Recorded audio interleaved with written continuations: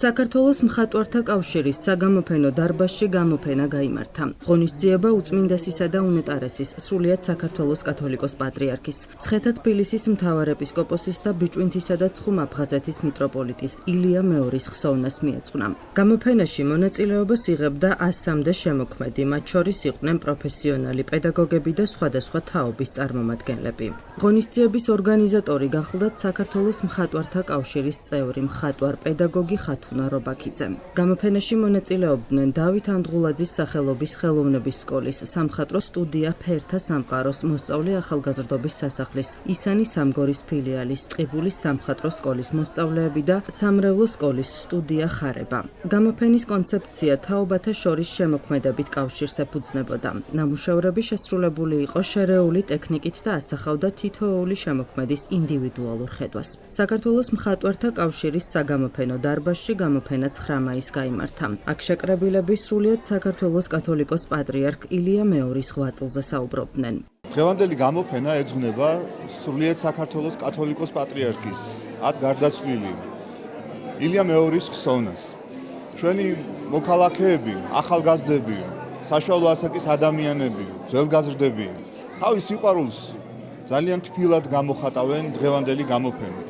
მე გული გამითბა იმ ნამუშევრების ხილვით, რომელი ნამუშევრების ჩვენი უწმინდესის სიყვარულით იყო შთაგონებული. მადლობას ვუხდი ყველა ორგანიზატორს, ყველა მონაწილეს, ყველა იმ ახალგაზრდა მხატვარს, რომელმაც საკუთარი შემოქმედება ჩვენი უწმინდესის სახელით ასე შესანიშნავად წარმოადგინა. მე უწმინდესისთვის ხშირად მომისმენია და ის ამბობდა, რომ შემოქმედება ეს არის ადამიანის ღვთისხატებისა და მსგავსების ერთ-ერთი უმნიშვნელოვანესი თვისება. და მე გული გამითბა, როცა ამდენ პატარა ბავშვი, ამდენ პატარა ანგელოზში ღვთის ხატებისა და მსგავსების ესეთი გულწრფელი და სასიამოვნო გამოვლინება ვიხილე.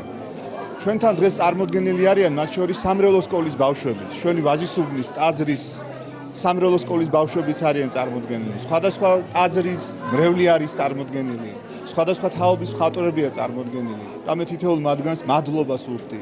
განსაკუთრებული მადლობა მინდა გადაუხადო ქალბატონ ხათუნას რობაქიძეს, რომელმაც გაუწია ორგანიზება ამ ღონისძიებას და ჩვენ სამშობლოს უსურვო, რომ რაც შეიძლება ბევრი ნიჭიერი ახალგაზრდა ხატვარი და შემოქმედი ყავდეს ჩვენი უწმინდესის სახელის გასაგრძელებლად. ჩვენს პატრიარქს ყველაზე მეტად რაც გაუხარდება, ეს არის ჩვენი მომავალი თაობის წარმატება, ჩვენი მომავალი თაობების კეთილდღეობა და ჩვენი მომავალი თაობის უფლის წინაშე სწორად ცხოვრება. ამაში კი ზეციდან ჩვენი წმინდა პატრიარქი აუცილებლად დაგვეხმარება.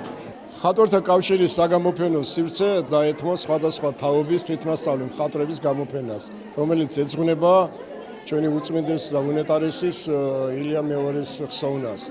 სხვადასხვა უნიჭიერესი თაობის ხელოვანები არიან გამოფენილი, ძირითადად არიან ბავშვები, ასევე არიან ზრდასრული ადამიანები, რომლებიც თვითნასწავლი ხელოვანები არიან. სასიამოვნოა ის ფაქტი, რომ ესეთი უნიჭიერესი თაობა მოდის და ეზრდება ჩვენს ქვეყანას, ჩვენს საქართველოს და ფიქრობ, რომ მათი სახით მომავალში არაერთი წარმატებული ხელოვანი შეემატება ჩვენს თანამედროვე ქართულ ხელოვნებას. გამოფენა ეძღვნება პატრიარქის ხსოვნას, უამრავი მოსწავლე ღებულობს მონაწილეობას გამოფენაში, 7 სკოლა ღებულობს მონაწილეობას, მათ შორის 3 სკოლის პედაგოგი გახლავართ. მე მინდა ყველა მონაწილეს წარმატებები უსურვო და რაც მთავარი არის, სამრევლო სკოლის მოსწავლეები ღებულობენ მონაწილეობას და არაჩვეულებრივი ნამუშევრებია. უღრმესი მადლობა მინდა გადაუხადო მოსწავლე ახალგაზრდობის სახლს, ასევე ჩემს პედაგოგს და ამ ყველაფრის ორგანიზატორს ქალბატონ ხათუნა რობაქიძეს, რომ მოგცა ჩვენ მოსწავლეებს ასეთი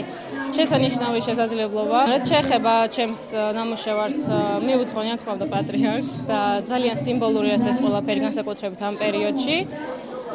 პორტრეტზე მუშაობდი დაახლოებით 3 კვირა. 2 თვე არის რაც ხატვას დავუბრუნდი 6 წლიანი პაუზის შემდეგ და ძალიან ბედნიერი ვარ რომ ამ შედეგზე გავედი. ძალიან დიდი წარმატება არის ეს ყველაფერი ჩემთვის. ჩვენ ნამუშევრებს უძღვნით ილია მეორის ხსოვნას და მადლობას ვუხდით მამა თომას, რომ მიგოღებინა მონაწილეობა. მე დავხატე ნატურმორტი. ჩვენი ნახატები მიუძღვენით გარდაცვლილ პატრიარქს ილია მეორის და მადლობას ვუხდით მამა თომას. მე დავხატე ყვავილები, რომელიც მიუძღვენი ილია მეორის. მე ვარ პატრიარქის ნაცვლი და ჩამოვედი ტყიბულის მუნიციპალიტეტიდან და ძალიან მიხარია, რომ მე ამ გამოფენაზე მოვახერხე მოსვლა. მე მოხარული ვარ ჩემი 5 შვილიდან ამ გამოფენაზე 4 შვილი იღებს მონაწილეობას, მათ შორის სიდონია, გაბრიელი, ათანასი და ისიდორე. დიდი მადლობა ჩვენი სკოლის წარმომადგენლებს, დავით ანღულაძის სახელობის ხელოვნების სკოლას და მის პედაგოგს, ქალბატონ ხათუნა რობაქიძეს, რომ მოგცა საშუალება ჩვენი უწმინდეს, ჩვენი საყვარელი ნათლის გამოფენაზე მიგვეღო მონაწილეობა.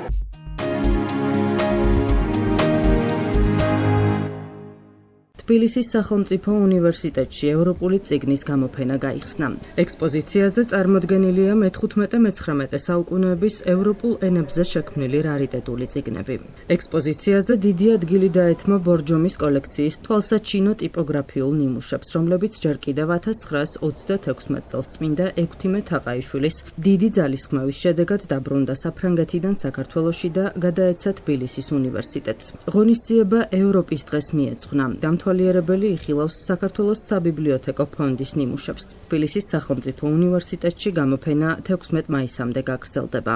ამ გამოფენაზე წარმოდგენილია უძველესი ევროპული გამოცემები და ამ წიგნების ჩვენამდე მოსვლის ისტორია ასეთია.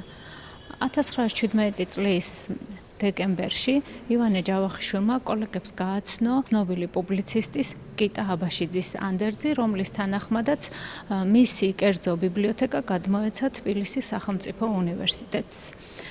ამ კოლექციამ ჩაუყარა საფუძველი უნივერსიტეტის წიგსაცავის დაარსებას.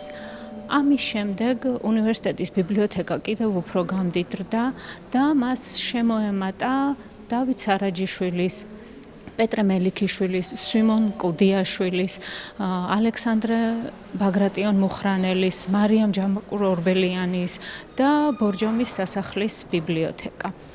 ასე რომ, როდესაც 1918 წლის თებერვალში უნივერსიტეტი გრანდიოზულად გაიხსნა, მას უკვე ჰქონდა უმდიდრესი წიგნადი ფონდი. სწორედ ამ კერძო კოლექციებიდან გამოვარჩიეთ ჩვენ ძველი ევროპული გამოცემები, სახელმწიფო უნივერსიტეტის ბიბლიოთეკის პირველადი კოლექციები და პირველი წიგნები შედგებოდა არა მარტო ქართული, არამედ უძველესი და უძვირფასესი ევროპული გამოცემებისგან. ამ კოლექციებთან ერთად წარმოდგენილია ეგრეთ წოდებული ბორჯომის კოლექცია, რომელიც ექვთიმე თაყაიშვილმა ემიგრაციიდან ჩამოიტანა.